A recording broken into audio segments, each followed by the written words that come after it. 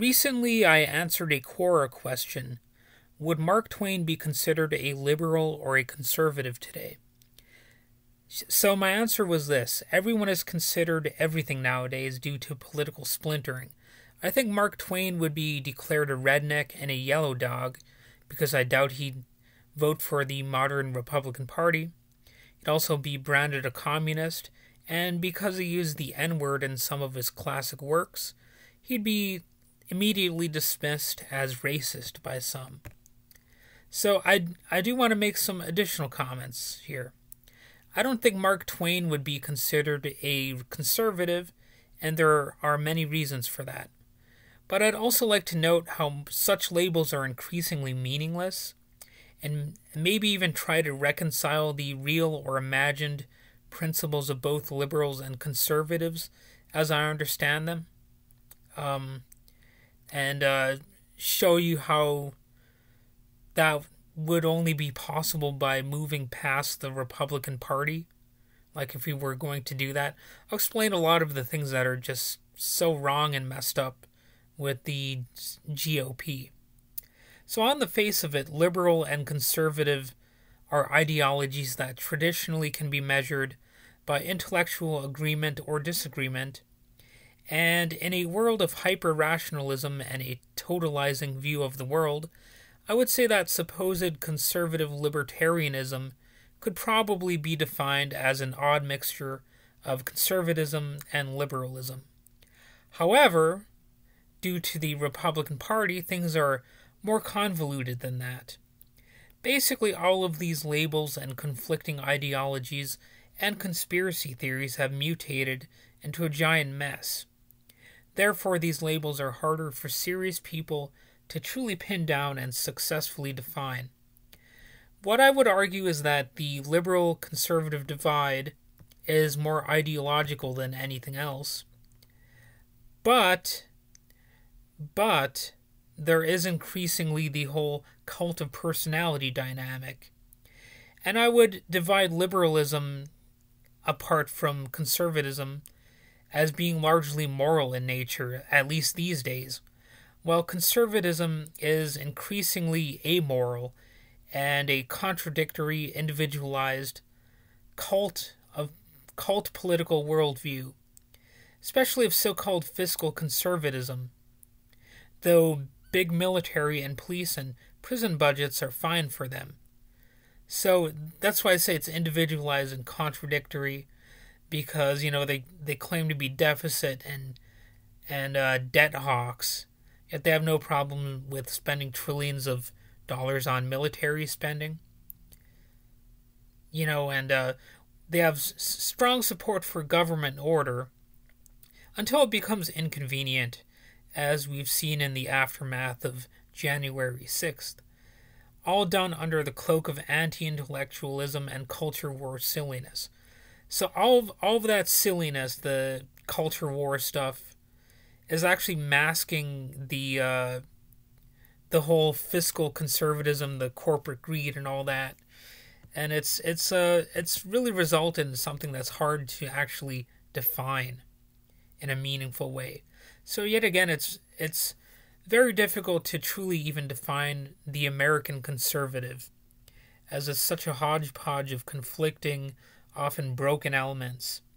And the Trump and QAnon cults, if you add them into the mix, things get even sloppier. However, as an added complicating factor, conservatives still seem hell-bent on marching under one banner. So one might argue they haven't splintered as much as they logically should have.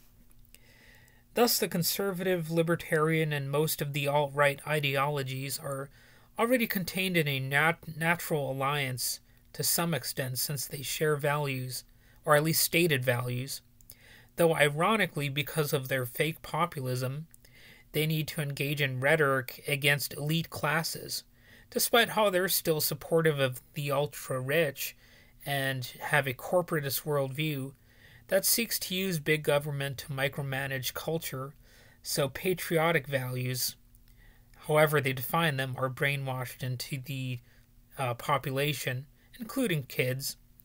Meanwhile, so many of them will say conservatives aren't racist while continually saying blatantly racist things.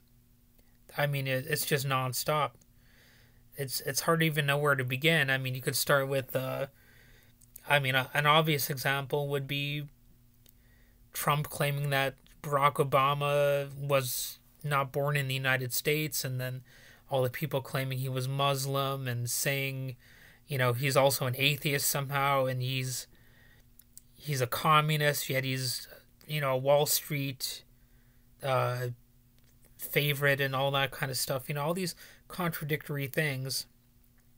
Pretty good examples of how the Republican Party really is openly racist. Like, they weren't criticizing Obama based on his policies so much. I mean, sure, you might find examples here and there, but, like Obamacare itself was actually a very Republican type of approach to healthcare. It was even something that Mitt Romney, favored.